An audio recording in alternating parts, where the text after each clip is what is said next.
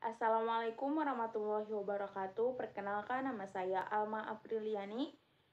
Nomor induk mahasiswa 042022212197. Prodi Sejarah Peradaban Islam. Sekolah Tinggi Ilmu Adab dan Budaya Islam. Di sini saya akan menjelaskan materi tentang sejarah Kerajaan Kutai, mata kuliah Sejarah Peradaban Kuno di Indonesia. Kerajaan Kutai ialah kerajaan Hindu tertua di Indonesia, kurang lebih muncul pada abad 5 Masehi atau 400 Masehi yang lalu. Kerajaan Kutai terletak di Muara Kaman, Kalimantan Timur, dekat dengan kota Tenggarong, tepatnya di hulu Sungai Mahakam. Nama Kutai diambil dari nama tempat ditemuinya prasasti yang menggambarkan kerajaan Kutai tersebut. Keberadaan kerajaan Kutai ini diambil dari sumber prasasti yang berbentuk yupa atau tiang batu yang berjumlah 7. Yupa atau tiang batu ini ditemui di tepi Sungai Mahakam. Yupa ini berisi tentang tulisan yang menceritakan kehidupan sosial, politik, dan perdagangan di masa itu.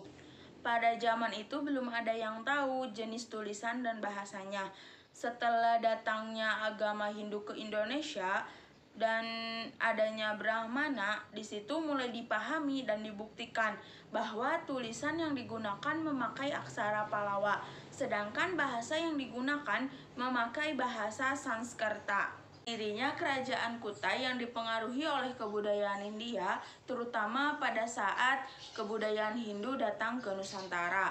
Pada awalnya kerajaan Kutai itu hanya sekelompok masyarakat yang berbentuk suku, namun setelah datangnya Hindu ke Nusantara yang menyebabkan perubahan sistem pada pemerintahannya.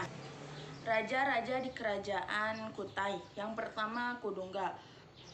Kudungga ini sebenarnya bukan seorang raja, tetapi seorang kepala suku yang merupakan raja pertama Kutai. Namun berdasarkan namanya kita dapat memperkirakan bahwa nama Kudungga merupakan nama asli Indonesia, sehingga Kudungga menjadi cikal bakal yang menumbuhkan kerajaan Kutai. Tidak banyak sejarah tentang Kudungga, tetapi pelopor berdirinya kerajaan Kutai ialah Kudungga. Yang kedua, Raja Aswararman. Aswararman merupakan putra dari Kudungga yang mana sudah memeluk agama Hindu. Nama Warman diambil dari bahasa Sanskerta.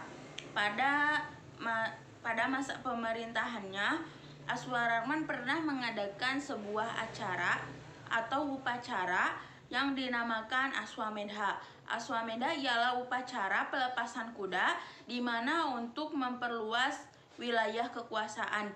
Jika kuda itu berhenti, maka disitulah wilayah kekuasaan kerajaan. Yang ketiga, Raja Mulawarman. Mulawarman adalah seorang raja terbesar di Kutai, bahkan sering diasumsikan oleh masyarakat sebagai dewa matahari. Mulawarman berkuasa pada abad ke-4 Masehi. Pada masa kerajaannya, Kutai mengalami masa keemasan. Buktinya, Brahmana pernah menuliskan bahwa pada saat Mulawarman berkuasa pernah melakukan upacara yaitu menyumbang 20.000 ekor lembu atau sapi kepada para Brahmana. Selanjutnya, kehidupan sosial. Kehidupan sosial di kerajaan Kutai menurut prasasti Yupa ada 3 golongan. Yang pertama, Brahmana. Brahmana merupakan golongan tersendiri di Kutai. Mereka mampu menguasai bahasa Sanskerta.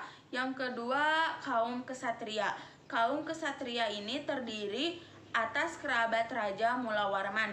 Yang ketiga, orang Kutai kuno. Orang Kutai kuno pada umumnya yang masih memegang agama asli dari para leluhur dan nenek moyang mereka.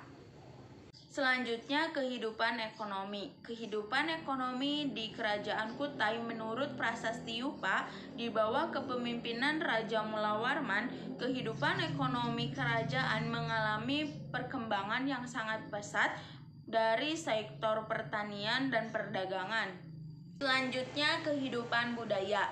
Kehidupan budaya di Kerajaan Kutai sudah maju karena sebagai keturunan Aswawarman, Mulawarman juga mengikuti upacara yang disebut Prastyostoma, yaitu upacara penyucian diri untuk masuk pada kasta ksatria.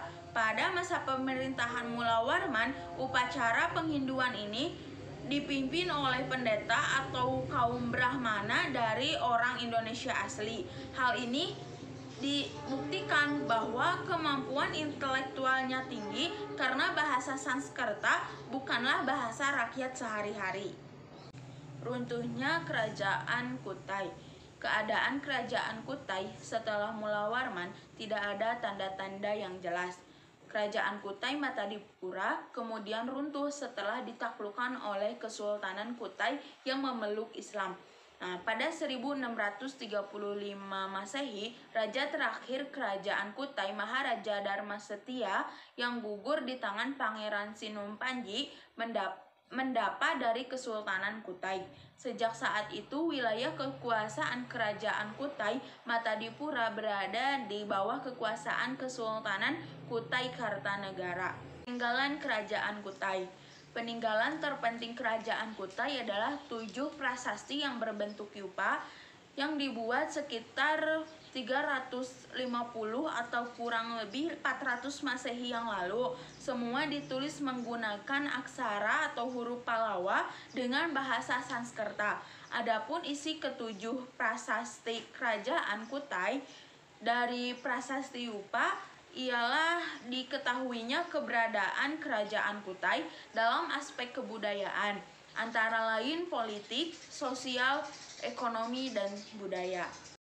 Sekian presentasi yang dapat saya sampaikan. Semoga teman-teman tidak puas dan dapat mencari ilmu lebih banyak lain dengan berbagai referensi. Mohon maaf jika banyak kekurangan dan kesalahan bahasa. Wassalamualaikum warahmatullahi wabarakatuh.